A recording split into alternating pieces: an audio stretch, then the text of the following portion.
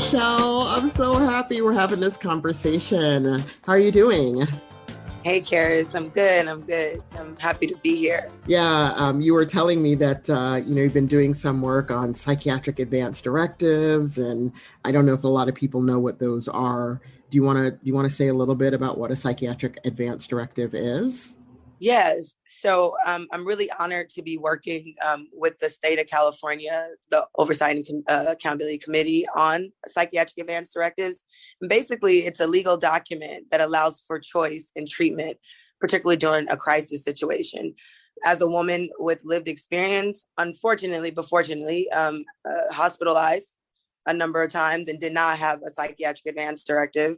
So it's really important for me, particularly as a woman of color who has lived experience, to be able to educate individuals about this rights document and to also be a part of a state project that's pushing to strengthen the state statute to be able to enforce it. So yeah, really excited. It's a social justice thing, getting people activated and viral. It's going viral. Yeah, you be you, unapologetically Black Unicorn. You go ahead. So, That's right. I just launched it. Wow, we talk about psychiatric advanced directives. So, hello, right to the core. So, but why don't you? I know, some things about you, but how did you even get into doing this work? So now you're kind of doing this work at the state level to help other people. Like, how did this even start for you to get into kind of like mental health advocacy? I believe it started with my grandparents. My grandparents were community advocates. I saw them organizing at the church, just being a community leader. So always service and care for others has always been in my heart. But particularly this, like how I ended up doing this advocacy work, I started off working in group homes with individuals that, were struggling with mental health challenges. Then I saw I couldn't, I was trying to fix the problem, couldn't go there. So I'm like, I think I got to get some more education. So got more education, worked as a policy analyst with the city, doing some work like that. Still didn't think I could, make that much of an impact. Start technical writing, being able to write is really important in this advocacy world. So I got an opportunity to write for almost 10 years, developing state, federal, and local health and human service programs.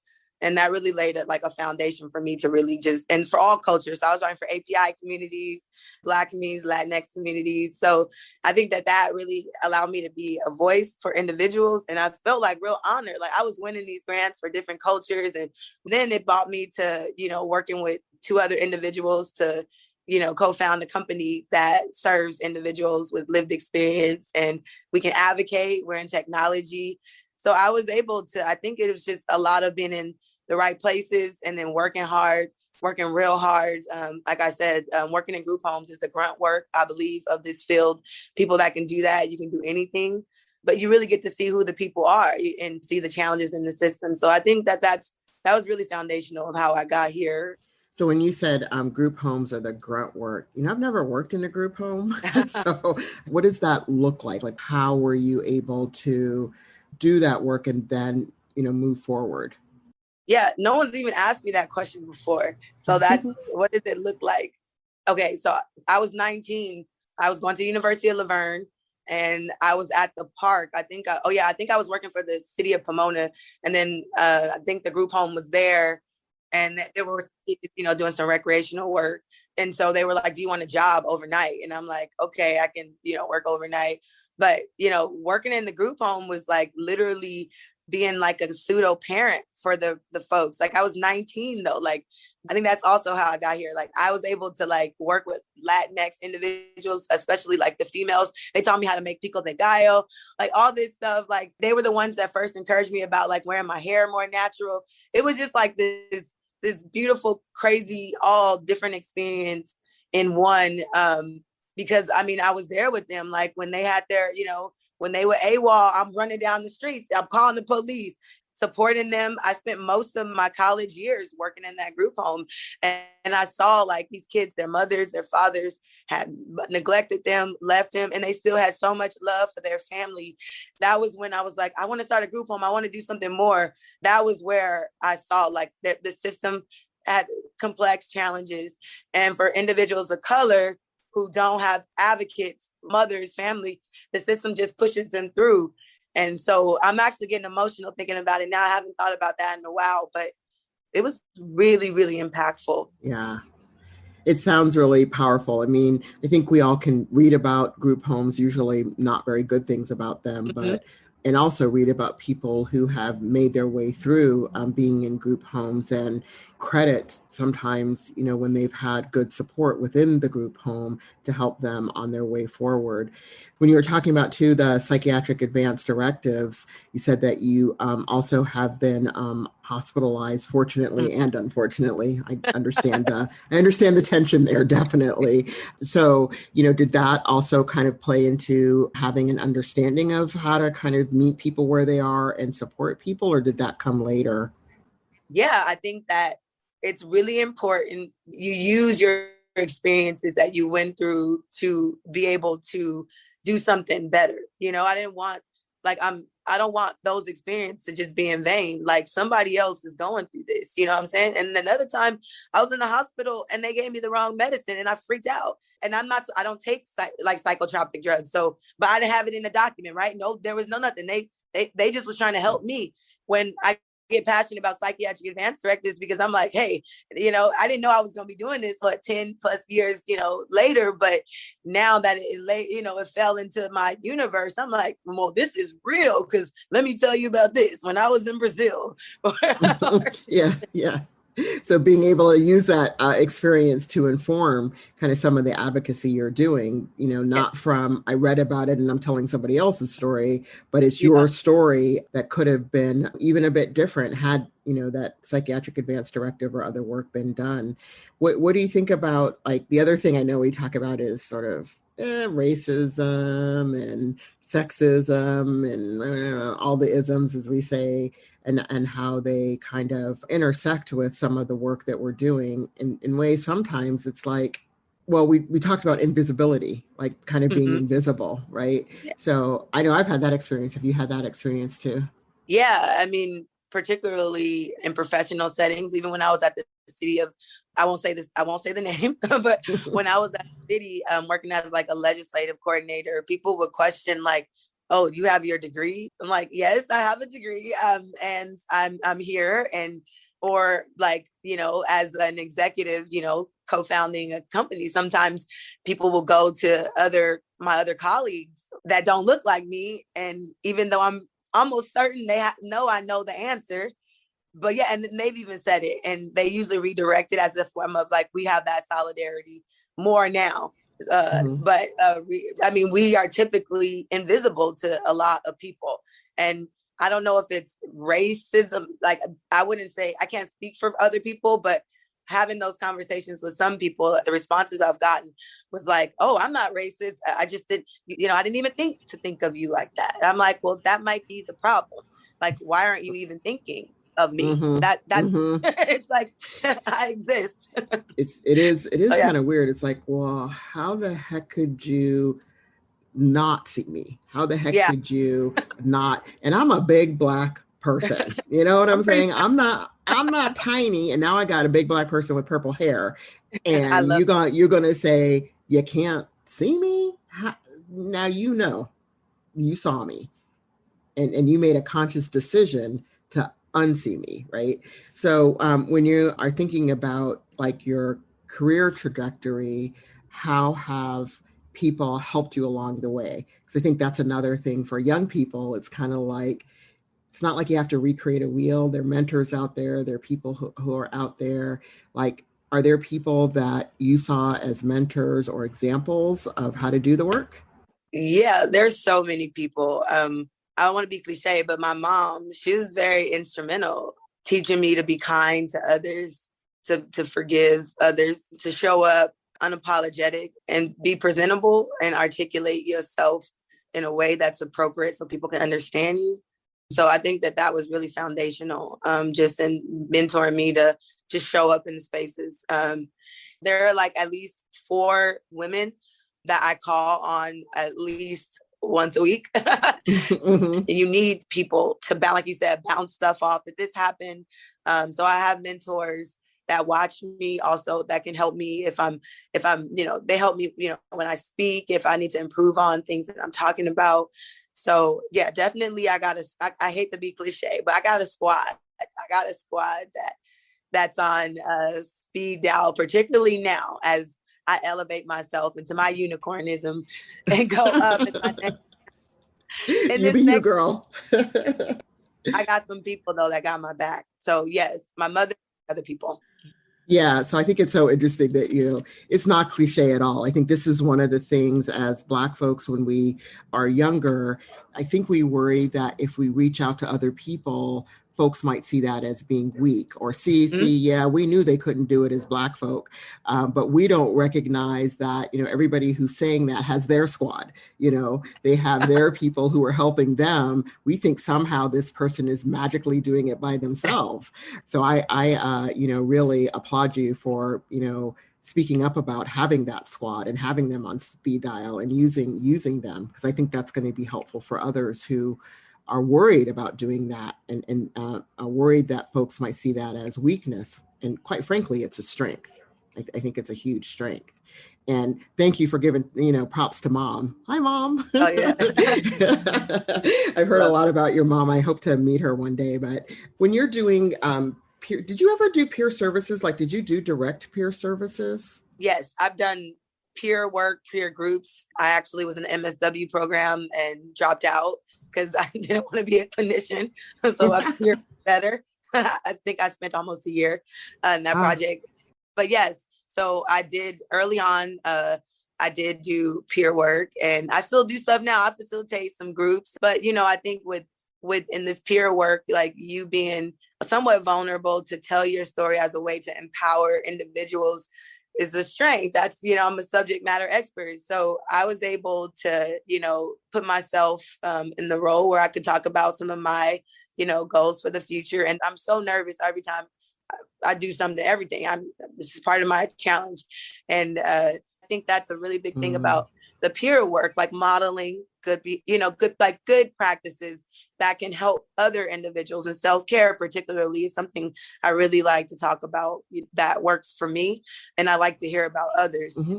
It's so funny about the nervousness thing. And I know there are different levels of anxiety, stress, and nerves when we're kind of entering into work, whether it's, in group work or doing presentations or, even doing what we're doing today. There's something human about being nervous. If we weren't nervous, we'd be like a bot or a robot or something. So I think it's number one, it's natural to be nervous, and then to kind of like move through it. It sounds like you really move through it. That's really cool.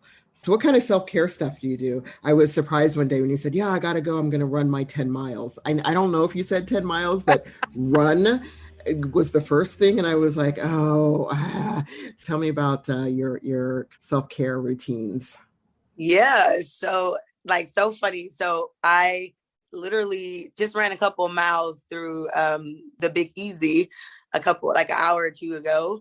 I went by myself to pray, run. I ran through the Treme area and the Lafayette area and the graveyards and the culture. I'm Creole. So my family's from Louisiana. We left here and went to Oakland, but I have a family here, so I'll be visiting them tomorrow. But I find so much joy exploring cities and areas and seeing people. I'm kind of weird. I'm a sociologist. So I like to see all kind of. That is not. See, now I know why we get on. Okay, so this is why we get on. Okay, so we might be Black, we might be women, we might be, unapologetically Black unicorns. Okay, those are all truisms, right? But I also like to travel. I like to people watch. I like to be around. I don't have to know them people. I really don't. Nice seeing you, doing a little head nodding, going in, chatting at people in the stores and kind of like making nicey nice, and then going off and doing my own thing and sitting and watching. I just love that, and kind of being in a different space than I'm normally in. So I love to do that same thing. And it's like, people are like, well, don't you want to travel? Don't you want to travel, buddy? I'm like, no, actually I don't. Thank you very much. Right? No. It's like, no, because I want to do it on my own time, in my own way. One time I had travel buddies. We went to visit a friend in Arizona. And this was when I was in grad school. And we went to, we were hiking. I don't know where we were hiking. We were hiking and there were just all these beautiful cactus. And I just wanted to take picture after picture in different angles. And they're like, Karis, hurry up. And I was like, this is why I want to be by myself, right? I just want to do this on my own time. You know, they couldn't understand, yes, that I wanted like to take different angles, and I like to be close up and I like to be far away. Right. And, you know, and I want to look at it and I kind of want to figure it all out. They just couldn't, they didn't have the patience for it. And so, I'll never forget though, when this is before digital film. So digital film, listen, that's not even a term. This is before digital cameras. So you had to get the film, you had to have it developed. And you know, yes, we still do that. But I'll never forget when those pictures came out, everybody said, oh, can you send me that? I want to put that in a frame. I want to do this. I want to do that. Oh, can I have 5 of those? I want to like this one, that. And I'm thinking, you're the person who was rushing me while we were out there. And this is the fruits of my stress labor, right? To get the dang picture. And now you want copies of it. I said, oh, never again. So, so I'm giddy that you are, you know, doing your solo thing and doing your self-care. So I'm hoping to do that soon. I keep putting it off. You're way better than I am. You no, I'm not. I did last minute. That's what I'm saying. But I'm, like you said, about self-care and being, but just being aware and being intentional. Like I had to get radical with myself. Like I literally had to like say, hey, you're going to stop and you're going to just take care of yourself. You're going to go where I've been coming to this city for almost over 20 years. So this is one of my safe places. Even it's so wild, but it's one of my safe places to go when I need to just clear my mind, you know, and it takes, I think, courage to do stuff alone. Right. Like, cause everybody, like I met somebody just recently at the oyster bar. And she said, when I walked up, she's like, oh, she just thought that, oh, I was with somebody, you know, like, oh, she was with somebody. That's what she said in her head. And then when I was just standing in the line on my own, she's like, oh, hey, you're here. And then we met up and we had so much in common. She has a Jeep. I have a Jeep. We hit it off and she was in the military before. And I used to work as a civil servant. So we talked about military and my family life. So, you know, but I think it took a lot of courage for me to say, like, I'm not going to do the buddy thing. But I did read that. Like, I also like Pinterest. And one of the things I read on Pinterest, it was like, be afraid of being alone is like a challenge. So go to the movie by yourself, you know, go walk, you know, go eat dinner by yourself. So I'm actually just I'm pushing myself. And then I started to I don't get jealous, but I kind of started like getting a little annoyed that all my team members were going on vacations and doing stuff. I'm like, I'm still here working. So even though you know, I did a little work today and I get to talk to you as a friend, you know, I this was good. You know, I needed this, this felt, and nobody's, you know, hankering me down. The last time I was here, I had people telling me, oh, go this way, go here. And I'm like, I don't do well like that. You know, maybe it's part of my job. I don't do well. Well, it's so interesting. So what you're doing is actually giving me a lot of encouragement because I keep thinking, okay, I need to plan this. I need to get my hotel in order. And really it's like, I can pick up and go. I can pick up and go, right? There might be a couple of things I have to take care of, but I can literally pick up and go tomorrow if I wanted to go. Why am I still sitting here? So now I'm feeling kind of like, okay, that's it. I am doing what I said I was going to. That is it.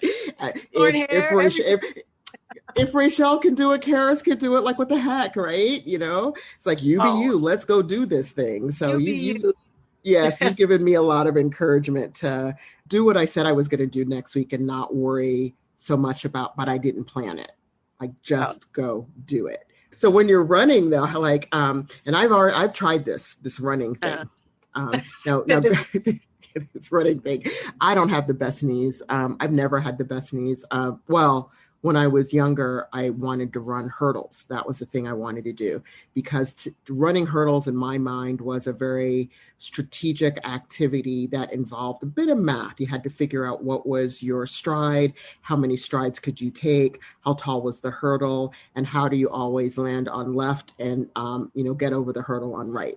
So there was all this calculation going on, which for me, my mind is busy. It's kind of like, what do they say? The idle hands are the devil's workshop. For me, idle brain is like the voice is heaven. Like, woo, let's kind of have fun up in there with her, right? All over. So I did used to run hurdles, but my mother was like, oh, that is so not ladylike. So my mom wasn't into me actually doing that. My mom was from a different age, so whatever. So I didn't really pursue it. But so tell me a little bit about the running and kind of how that helps you. Yeah, I've been running since I was a kid. I went through a very traumatic situation, I think when I was fairly young, like 6. So my mom was really in tune and put me in running. I traveled most of my, younger years across the United States and cross country and track and running the Junior Olympics. And I actually got a part scholarship in college, but I had some injuries. So I think my last race was the Stanford Open. And then I was done after that. So I kind of got depressed, but I think running allowed for me to, one, travel, to get out, to explore. I think the competitive part was a little overwhelming because of the anxiety, but I think, now I think about it, every time I had a traumatic situation, I ran.